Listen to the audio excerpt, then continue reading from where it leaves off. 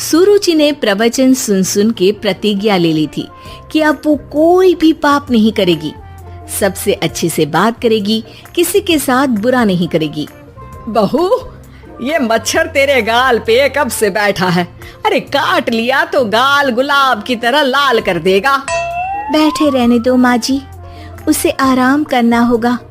उसने मेरे गाल को अपना घर समझ लिया है, तो मैं उसे बेघर क्यों करूं? अरे ज्ञान की बारिश बाद में करना, अपने गाल का मच्छर हटा ले। मलेरिया हो गया तो तुझे आराम करना पड़ेगा। माँ जी, डेंगू मलेरिया तो सांसारिक बीमारियां हैं, हमें इनसे ऊपर ही तो उठना है ना। अरे बेटा, इनसे आदमी ऊपर ही उठ जाता है। क्या हुआ? काट लिया। अरे मैंने तो कहा ही था, मार देना था उसको। नहीं नहीं माँ जी, उसे भोजन करना था, मैंने उसे पोषण दिया है, मुझसे पुण्य का काम हुआ है। अरे उड़ रहा है टुनटुना के, ताली बजा के मार दे वरना फिर काट खाएगा। नहीं नहीं माँ जी, जीव हत्या करना पाप है। मैंने एक बार व्हाट्सएप पे एक उपदेश पढ़ा था, मच्छर आपको काटे ये उसका जुनून है, उसके बाद आप खुजाओ ये आपका सुकून है, लेकिन कभी मच्छर को मारना मत, क्योंकि उसकी रगों में आपका ही खून है। अरे तू और तेरा व्हाट्सएप का ज्ञान, भगवान बचाए। सुरुचि की ये पुण्य करने की आदत से कई बार सुरुचि का नुकसान होता, लेकिन फिर भी वो पाप से दूर रहती। सुरुचि, मेरे सर में जुएं हो गई है, निकाल दोगी? कोई आपको अपने घर से निकाले, आपको अच्छा लगेगा क्या?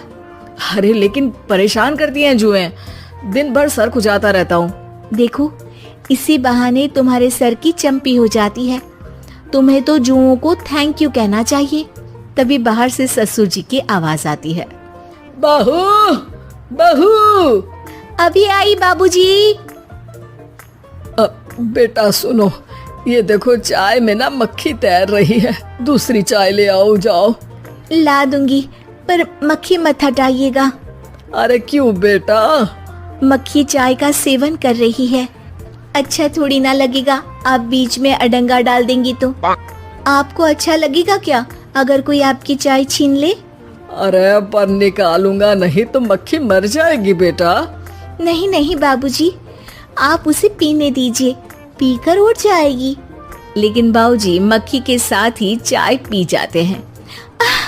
ये क्या किया बाबूजी? अरे मक्खी सिर्फ चाय ही क्यों पिए, आज सुबह मैंने मिठाई भी खाई है, पेट में ही है, वो पेट में चाय भी पीती रहेगी और मिठाई भी खाती रहेगी। सुरुचि को समझ में नहीं आता कि वो बाबूजी के इस कारनामे पर क्या जवाब दे। वो सास के पास जाती है। सास के हाथ में एक खटमल मारने की दवाई है। माँ जी, आपके हाथ में ये क्या है? अरे बेटा, तू तो बीए पढ़ी है, इतना तो पढ़ने में आया ही होगा कि ये खटमल की दवाई है। माँ जी, आप क्यों मार रही हैं खटमल? मत मारिए माँ जी, आप अपनी नींद के लिए खटमलों को हमेशा के लिए सुला देना चाहती हैं। अरे अब चुप भी हो जाओ देवी, पुरानी दवाई है, एक्सपायर हो गई है, फेंकने जा रही हूँ, नहीं मार रही हूँ खटमल। और वैसे भी खटमल से ज्यादा तो तूने हमारी नींद हराम कर रखी है। माँ जी, पुण्य करना चाहिए, आपको तो ज्यादा करना चाहिए, आपकी तो उम्र भी हो रही है। अरे उम्र से याद आया, बैंक में जाकर जन्म तारीख सही करवानी है, तैयार हो जा, कल स्कूटी चला के ले जाना मुझे। अगले दिन सास घर से निकलने से पहले दही शक्कर खा रही है और जल्दी जल्दी में हाथ नहीं धोती। बहू स्कूटी निकालती है और सास ताला लगाती है। ताला लगाते वक्त शक्कर के दाने ताले पे रह जाते हैं और दोनों सास बहू हड़बड़ी में घर से बाहर निकल जाती हैं। अच्छा हुआ कि तेरी स्कूटी में सेल्फ स्टार्ट है, वरना तू तो बोलती कि मैं किक नहीं मारूंगी, किक मार दी तो पाप लगेगा। माँ जी, इस तरह मजाक करना भी पाप होता है। दोनों सास बहू बैंक पहुँचती हैं। अभी लंच टाइम है, बाद में आना। अरे भाई साहब सुन तो लो, करवाना क्या है? अरे जन्म तारीख बदलवानी है, कैसे बदलेगी? अब किसी और तारीख को पैदा हो जाओ। यही चुटकुला आप अपने मैनेजर को भी सुना पाओगे ना? वो भी हंस ले थोड़ा, अभी बुलाती हूँ। अरे अरे रुकिए रुकिए, ये फॉर्म भरिए और आधार कार्ड दीजिए। अरे राम रे, आधार कार्ड तो भूल ही गई, उसके बिना तो नहीं होगा। अरे बहू जा घर से जल्दी से मेरा बटुआ उठा ला, उसमें मेरे सारे कार्ड रखे हैं। जा जा जल्दी लेकर आ, वरना बैंक बंद हो जाएगा और कल मुझे अपनी बहन के यहाँ भी तो जाना है ना। जी माँ जी, अभी गई और अभी आई। अरे रुक, चाबी तो लेकर जा घर की। बहू जल्दी से घर पहुंचती है, लेकिन घर पहुंचते ही देखती है कि ताले पे बहुत सारी चींटियां हैं, जो माँ के ताला लगाते वक्त हाथ से ताले पे शक्कर छूट जाने के कारण आ गई थी। चींटियां हट जाओ, मुझे आधार कार्ड निकालना है। बहू चींटियों को हटाती नहीं है, उनसे मिन्नतें करने लगती है। सुनो, हट जाओगी तो और भी शक्कर के दाने खिलाऊंगी। अभी सास का काम बहुत जरूरी है, मेरी बात सुन लो, मान लो। मैंने तुमको हटाया तो पाप हो जाएगा।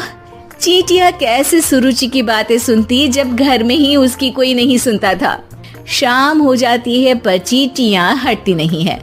तभी सास वहाँ ऑटो से आ जाती है। अरे कहाँ रह गई तू? बैंक भी बंद हो गया।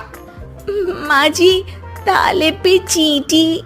सास पूरा माजरा समझ जाती है और बहू से कहती है, एक बात बता, सोच के देख, अगर मुझे खून की बोतल चढ़ानी पड़ी और उस पर चींटी बैठी हो, तो बोतल से चींटियों को हटा के मुझे बचाएगी या चींटियों को वहीं बैठा रहने देगी?